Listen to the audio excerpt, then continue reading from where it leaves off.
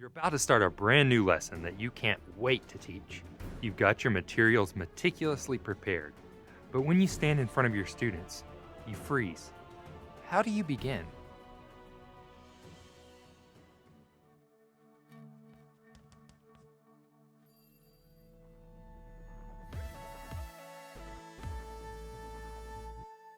Welcome to Launch Your Classroom. I'm Kyle Pope.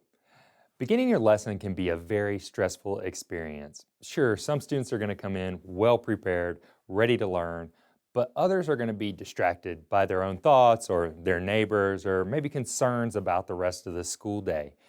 As a teacher, you have the power not only to get your students ready for the class, but also to get them excited about learning. Take a second and think about your favorite book or movie. How does it begin? Is it bland and boring? Or does it start with a heart-pounding action sequence as Indiana Jones is chased by a boulder?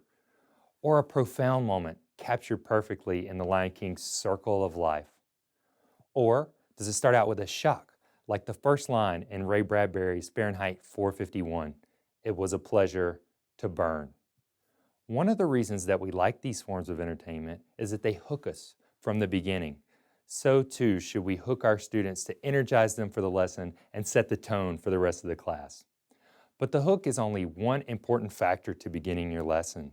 In today's episode, we're also going to discuss communicating student learning goals, reviewing content from a previous lesson, and engaging your students through the use of community.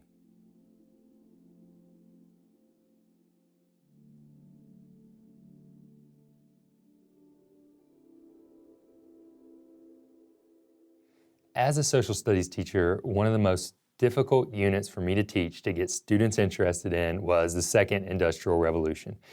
It even led one of my kids to say, "Mr. Poe, we've already studied one industrial revolution. Why do we need to study another?" So the challenge for me was to take a potentially bland topic and make it interesting. Now, I could have gone out and tried to find a related video or maybe connect some sort of current event that was in the news cycle, or maybe even told some sort of amusing anecdote to try to get their engagement.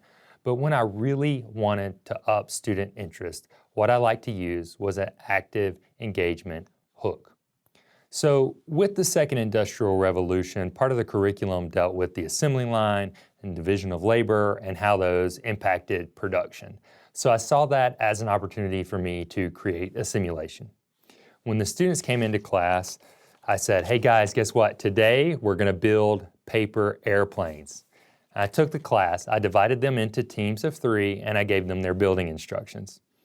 For half of the class, I told them that what their team would need to do was build the airplanes individually and then compile them all in the end. With the second half of the class, what I told them was that they needed to divide the labor. The first person would make the first 2 folds. The second person would make the next 2, and then the third person would complete the airplane and put it in their finished pile. So I started the timer and I said, "Go ahead, build as many airplanes as you can." And when the timer stopped, they were absolutely shocked to find out that the teams who had divided their labor ended up with way more airplanes than the teams who had worked as individuals. So what did this do? Well, it got the students hand-on. It got them to learn curriculum about division of labor and assembly lines, and it also got them engaged through competition. I had several of the students afterwards ask if they could run the simulation one more time, see if they could get even more airplanes. That's how excited they were about it. So now we're going to go into a classroom, and I am going to show you one simple active engagement hook that you can use in your very next lesson. This active engagement strategy is called 4 corners, and it doesn't require a lot of hardware. All you need is 4 pieces of poster paper. Place them on or near the corners of your room, and they should read strongly agree, somewhat disagree, and strongly disagree. You're then going to make a statement about your lesson, and you're going to tell students to move through the corner which best aligns with their opinion. Once the students are there, let them know that they're going to be responsible for sharing out their thoughts, letting you know why they chose that corner, and they can be called on at any time. Something that I really liked doing was using a timer to make sure that the students got moving, especially at the first of the activity. So today I brought some friends along with me to help me demonstrate four corners. Hey guys. Hi, Mr. Pope. Hey, Mr. Pope. Hey. Thanks for joining me today. We're going to show the audience how to do four corners. Yeah, four corners. I love that one. I know that one. Let's imagine that I'm teaching a world history class and the topic of the day is Hammurabi's Code, an early set of laws. My first statement would be, laws make me a better person. All right, class, think with your feet and move to a corner. Hey, Arthur. Hey, Mr. Pope. Why did you choose strongly agree? Well, the way I see it, laws are a lot like the rules of a classroom. They tell you what you can do and what you can't do. How would you know otherwise? That's a great answer, Arthur. Thank you. All right, for our next statement, laws are important to society. Okay, class, find your corners. Hey, Jasper. Hi, Mr. Pope. Why did you choose somewhat disagree? Well, do we really need laws? People are good. They'll do the right thing. That's really interesting. Oh, Patrick, I see you over there. Why did you choose strongly agree? Well, if there were no laws, who would protect us? Mr. Pope, I didn't think about it that way. Can I change my mind? Sure, Jasper, go ahead.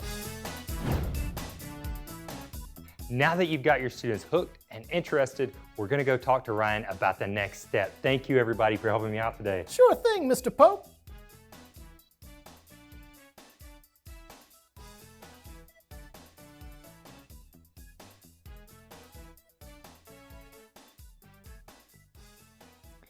Okay, so now you've done your active engagement hook, your kids are interested in the material, they've gone back to their seats, and now you need to provide them with a little bit of direction. So here to talk about that, we have Ryan Hennessy. Hey, Kyle. Hey, Ryan, glad you're here again. Great to be here. So we talk a lot about standards-based instruction and how that should inform your lessons and your unit structure. So what happens a lot of times is we go through, we look at these standards, and then we want to break them down some to help our students understand what they are. Mm-hmm. And that usually takes the form of an I can statement, which tells the student, you know, I can do this, and they understand what they're going to be able to complete by the end of the lesson or the unit. So what's the greater importance here? So, yeah, you expend a lot of energy and a lot of thought in getting students engaged in the lesson. Mm-hmm. But if you're not careful, if you have an I can statement that no one understands or that isn't really what we would call student friendly, then you lose that momentum that you've built, because it's kind of like getting the students really excited. Yes, we want to learn this, and then you show them the I can. You say, this is what you're going to be able to do. Worst feeling in the world if they go, and you've lost everything that you spent the time doing. And so with the I can, you want to make it student friendly, easy to understand. They're excited, now they have direction, and then you can teach. You know, we have to take those and turn them into student friendly language. Very important. You know, that's called an unpacking document. So what is a good way to start that unpacking? Standards are complex and big, and they're often in professional language because they're for teachers. Right. And we need to remember that as teachers so that we don't put I can in front of them and somehow that magically makes them student friendly, because it doesn't. You talked about unpacking, using an unpacking document and those type things. Unpacking, the word is really appropriate. Think about it as having a giant suitcase packed full for a trip you're going on for a week. Now, a unit in your classroom might be a week long, okay? So your suitcase there, if I were to say, tell me every single thing you've got in this suitcase, you probably wouldn't be able to just say, well, I've got this and this and this. What you could do, though, is unpack it. Back to verbose. Listen to this standard that I brought and see if we can unpack it a little bit, because it needs it. Here we go. This is a standard for middle school fiction, language, reading literature. Compare and contrast a fictional portrayal of a time, place, or character and a historical account of the same period as a means of understanding how authors of fiction use or alter history. You need some water after reading that? I'm okay, thank you. So it's long, it's huge, long. There's a lot of words there. There are. How do we build the bridge? Right. So your students are ready to learn.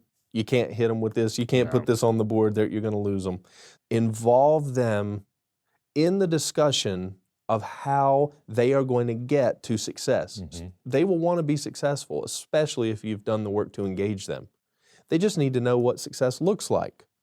So what you could do, and this is the easiest method in my mind for if you wanted to do this in your classroom tomorrow, you take this standard and you can put it up. You can project it on the wall. You can write it, and you tell them, don't worry, nobody run out of the room. We're just going to use it for a moment. I would get a marker or whatever, a highlighter if I'm projecting it, and the first thing I'm going to do is I'm going to circle every verb in that standard, because the verb is the literal performance indicator of what a student will do. In this one, they're going to be showing that they can compare and contrast. So I'm going to circle that. My next concern as a teacher is that the words in here are words that teachers understand, but for a student, maybe, right? Maybe. So I'm going to take my marker, maybe a different color, but I'm going to underline every difficult piece of vocabulary that I think the students may struggle with, okay? In this one, I've already done that. I underlined fictional portrayal. I underlined historical account. And finally, just the word alter. So fictional portrayal and historical account are both skill concept specific. Alter is just a word that I'm not sure if my students understand its use in this context.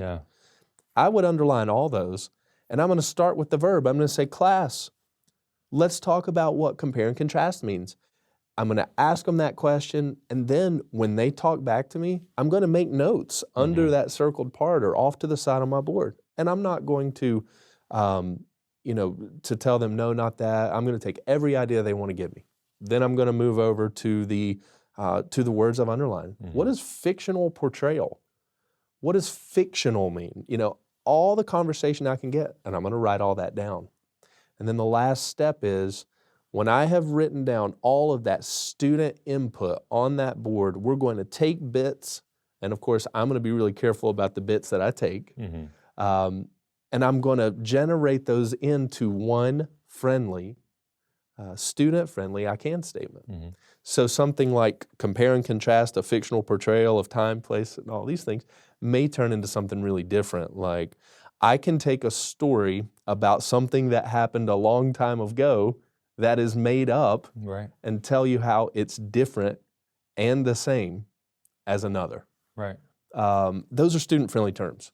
And the greatest thing about it, the students should still be engaged because they are the ones who had ownership in making the I can. You've unpacked this big thing, student-friendly, you're off to the races. They've been participating in the process the whole time. Not to mention 100% engagement if you do it right. Yeah, exactly. Good. So when you're going into the second day of this unit, the third day of this unit, and you're no longer unpacking the document, you just have the I can statements up there. Some teachers, and myself included, have fallen into the trap before of where it becomes its own thing. It's up there. I hope you kids look at it. Remember that? Yeah. Right, sure. Yeah, so, it's important, I think, that we should note that it's something that you need to continually bring the kids back to because that is their focus. You want to continually remind them what's in that suitcase, what they're going to need to be successful. I'm going to push you a little bit further on that. I'd have the students bring me back to it. And I would do that by saying, look, you own these statements. You help to write what success looks like. If I ever forget to start here so that we all know where we're going, someone raise your hand and tell me. Give them that ownership because, hey, they had a hand in the creation of it. And that's the kind of thing that's going to allow you, when you start with the hook and you engage your students, you capitalize on setting your intention, and then you can teach. And they can learn. Thank you so much. You're welcome. As teachers, we understand that most of our curriculum builds upon itself. So when we are starting our class, it's a really good idea to reignite student knowledge from the previous day. Here are our top tips to help you help students review at the start of your lesson. Number 5, think, pair, share. So think, pair, share is a really easy strategy to use. It doesn't require a lot of planning. What it involves is you posing a question to your students about the previous lesson, giving them a little bit of time to think about it as individuals, and then allowing them to turn to their partner, usually the person seated beside them, and discuss their answers to the question. Give them a couple minutes to do this, and then have them share out or call on a couple groups. Number 4, parking lot. With the parking lot strategy, you're going to need either some white space on your board or maybe some blank poster paper that you can hang up around your classroom. One way to do this would be to write review questions on top of each piece of paper and then have your students move around the room to answer those questions. Number 3 is a student summary story. So what you're going to do is tell the students to pull out a sheet of paper and write down what happened on the previous day. What was the lesson about? What did they learn? Tell them to make it really sequential. So you want to have a clear beginning, a middle, and an end, and have them write it out. If your students get really good at this, you can have them to start doing it in reverse. Talk about what the outcome was and then how they got there. Number 2 is going to be graphic organizers. Graphic organizers are so important, especially for your visual learners out there. Whether you're using a Venn diagram or a web where you're actually literally drawing connections for their learning, or the KWL, which the last part of that is what have you learned. So they're thinking about what they have picked up in the past that's related to your lesson. But these graphic organizers are so powerful that I often found on my final summative test that students will have drawn parts of graphic organizers into the margins to help them memorize answers to questions. So it's a really powerful tool.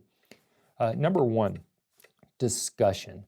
If you don't use any of the other tips, and I really think that you should, but if you don't use any of the others, use discussion. Now, I know that some of you may be thinking that I've tried discussion in the past and it wasn't very effective, nobody wanted to talk, and that is something that you can run into. But how to avoid it is to be, really detailed in your planning and be intentional in the questions that you ask. Write them out beforehand, write down follow-up questions as much as you can to kind of start the ball rolling and then keep it rolling.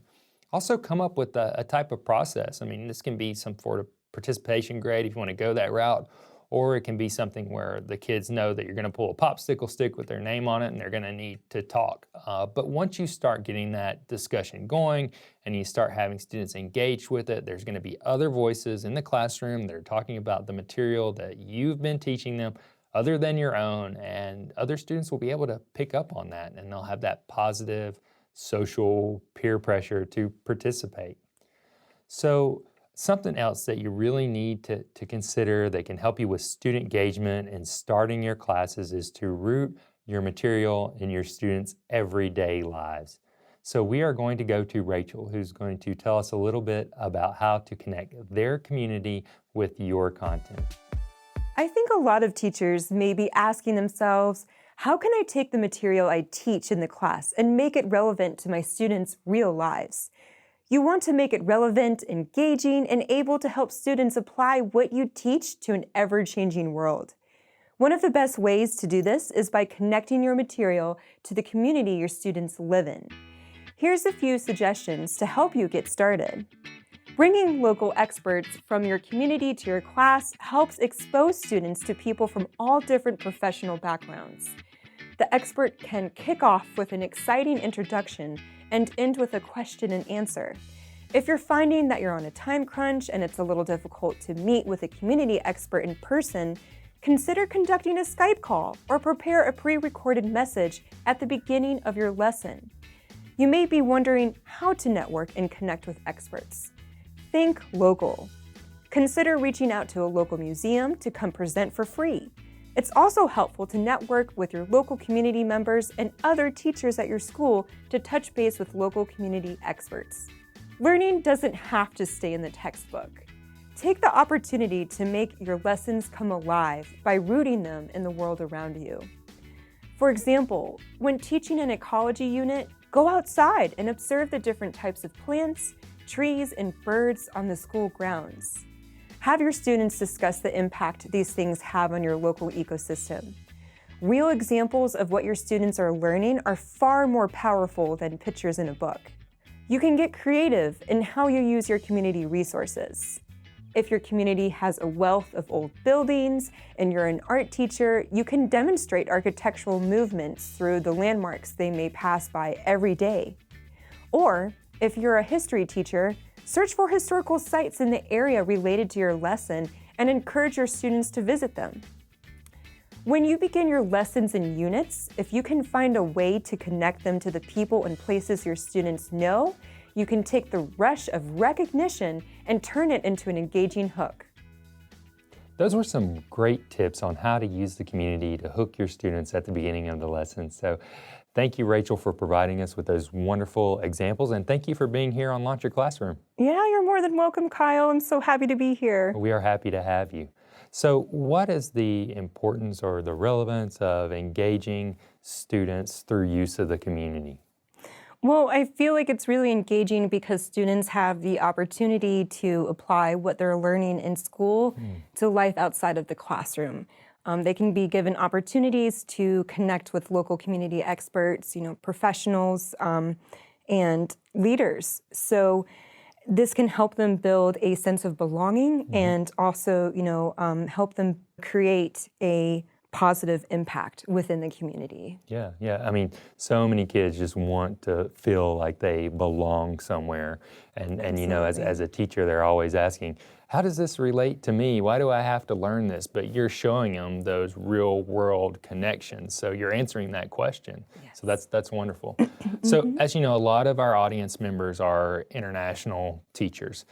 So they come to a community and they may not be very familiar with the history there or maybe what resources are available to them. So what would you suggest to help them find out maybe what some of those resources are? Yeah, that's a great question, Kyle. So I would definitely recommend that the students start within the school and, reach out to veteran teachers that are, really familiar with the area and already have established connections, with those local experts or leaders. In addition to that, teachers can take the opportunity to visit a visitor center and gather some brochures, learn a little bit more about the history of the community, historical sites and such, and do a little bit of online research and, potentially, give themselves the opportunity to go visit these sites themselves, and this could potentially lead to a field trip with the students. Yeah, I love that, having the teachers get out there within the community,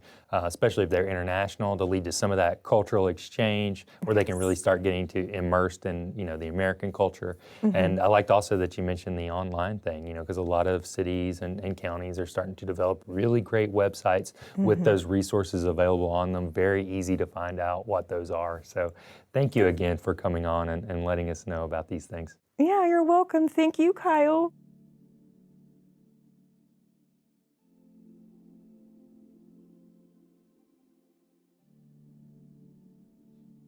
As a teacher, I know that sometimes we get the most excited about the middle part of our lesson. It's when we get to do a deep dive into that content that we love. But let's be honest, the middle part, it's easy. We know our curriculum. It's the beginning that's going to determine student engagement.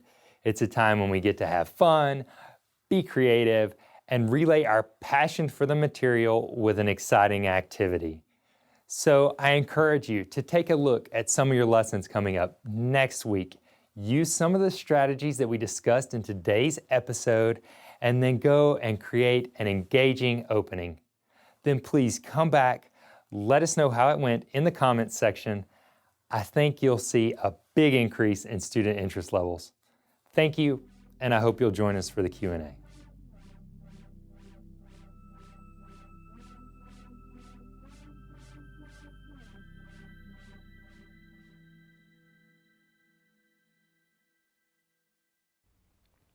All right. Thanks to our great audience for watching and for the really insightful questions we've been getting in the chat, our social media channels, and emails. We're going to answer as many of these as we can today. Remember, if you have any questions about how to hook your students, put them in the chat and we'll answer them live.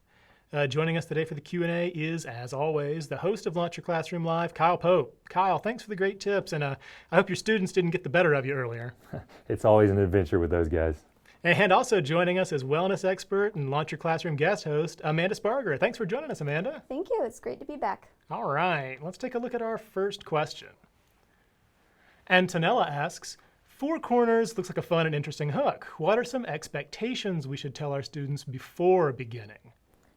Thank you, Antonella. So, the only thing that students, or one of the big things that students aren't going to be used to be doing with Four Corners is the movement aspect of it. So that's really what you want to focus on with your expectations, telling them how to move, about how fast they should move, following your rules about keeping your hands and feet to yourself. A good way to do this is to give them the statement, give them a few seconds to think about it at first, and then start your timer for them to move. Give them a good amount of time to get to their corner, but not too much where they get distracted. So something probably about 15, 20 seconds, depending on the size of your room. And then when they get there, you can go ahead and start asking your students what their opinions are. So thanks for the question.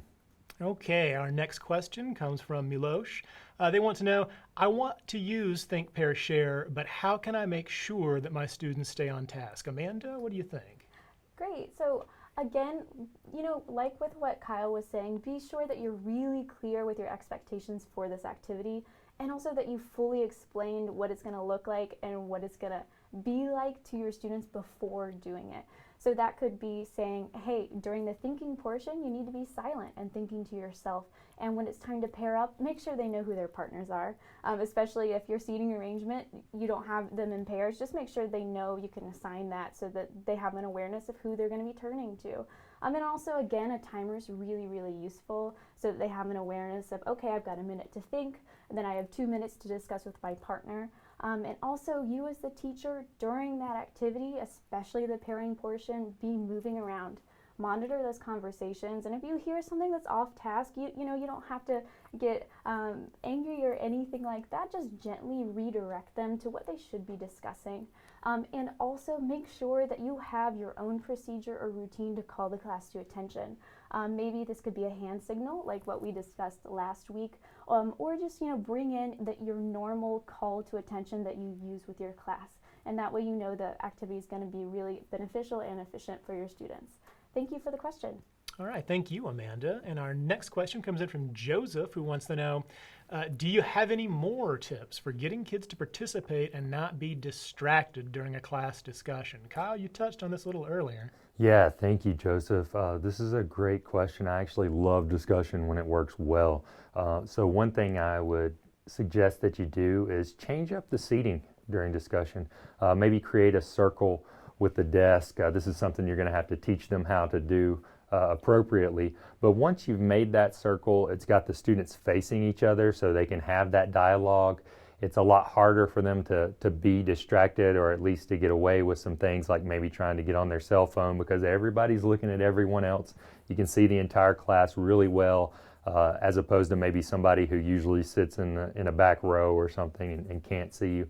I talked about maybe doing a participation grade, and I think that's a great idea. So beforehand, you could say, I expect everybody to speak at least 2 times during this discussion.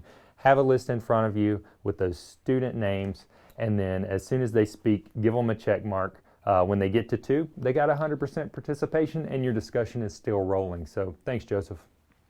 All right, our next question comes in from Tarek, who wants to know, sometimes I use a strategy of my own called results come first, and then give the students to ask how and why. I think it's a way to encourage engagement. What do you think, Kyle? Thank you, Tarek.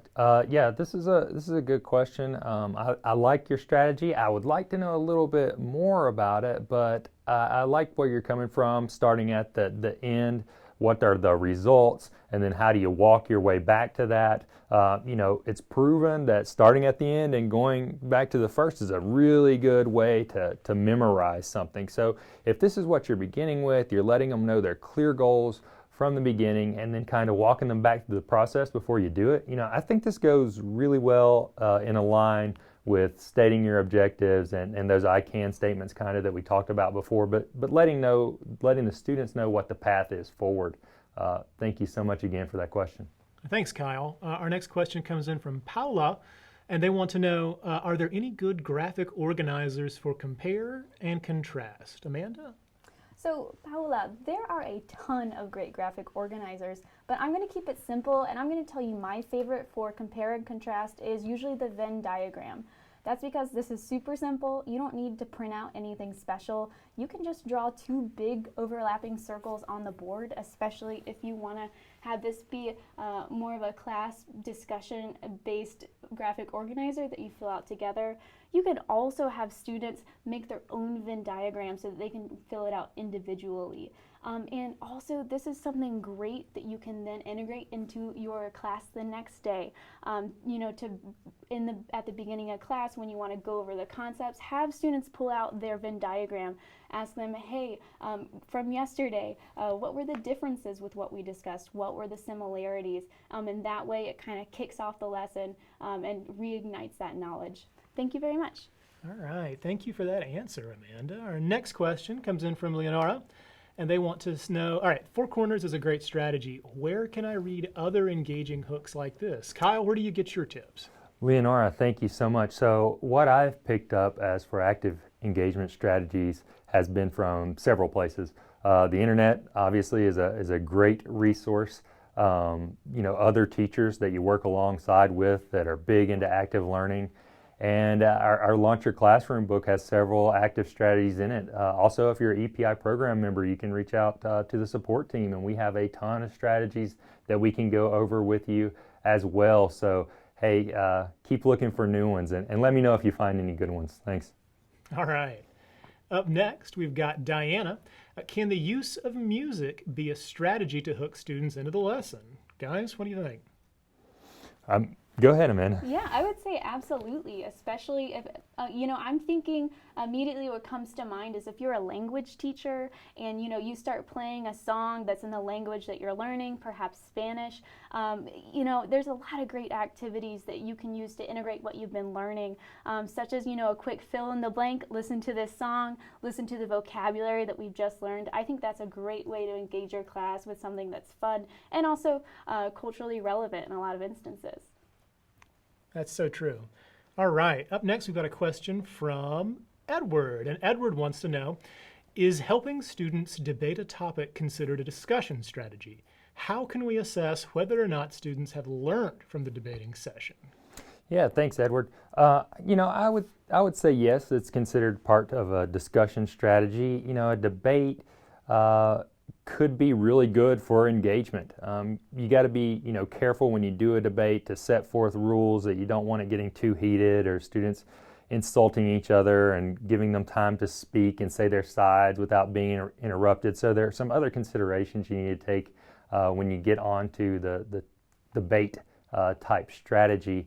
As far as assessment goes, I would add like a writing component at the end, have each student write a little bit on what side of that debate that they end up coming down on, and then give a couple points in the favor of their side. And then you can collect that and look through it, you know, as your leisure to see if they learn from it. Thank you, Edward. Okay, up next we have a question from Trenton. My school uses essential questions instead of I can statements. Can I still use the same unpacking process? I will say absolutely. That unpacking process that Ryan walked us through, you can still use for those essential questions, and you can still get your class involved in that in the same way. The only changes you have to make are just making sure that it's phrased as a question. You know, going back to the standard that Ryan shared with us, for example, that question could look like, what are the differences between actual historical documents and historical fiction? What are the similarities? And the great thing about essential questions is it's also a wonderful way at the end of a lesson to check comprehension. You could even have those essential questions be your exit ticket. That way you have a really quick formative assessment, have students write their answers at the end of class, and then you can, you know, check those over, and then if you realize you need to reteach a concept when you start the next day, you already have that information. Thank you so much. All right, thank you, Amanda. Up next, a question from Leslie. Using some of these strong starts ignites students' passion and curiosity, but quite often you still get some few that will still dawdle into the lesson. How can you deal with such a situation? Kyle, I see you're smiling over there. Yeah, thanks, Leslie. As teachers, we all know that there's always one or two, right, that don't want to participate. So, you know, one, you have to make sure that it's being as engaging as possible, right? Just start and kind of self-assess a little bit. But when it gets to that student, you know, don't be afraid to take the time, speak to them, find out what their interests are, and then try to use those in future strategies, but also let them know, hey, this is part of the class. This is part of your grade. You know, you need to participate. It's going to help you learn. It's going to help you get this material. Is there anything we can do to make it more exciting for you? Is there anything that you would like to do in particular? And just kind of speak with them, you know, get on their level, and use your regular classroom management plan for what you do when you have students that don't, you know, do their assignments and those types of things.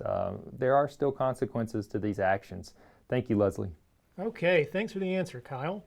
Another question we have came from Brion, and they want to know, can I give my students options when it comes to hooks?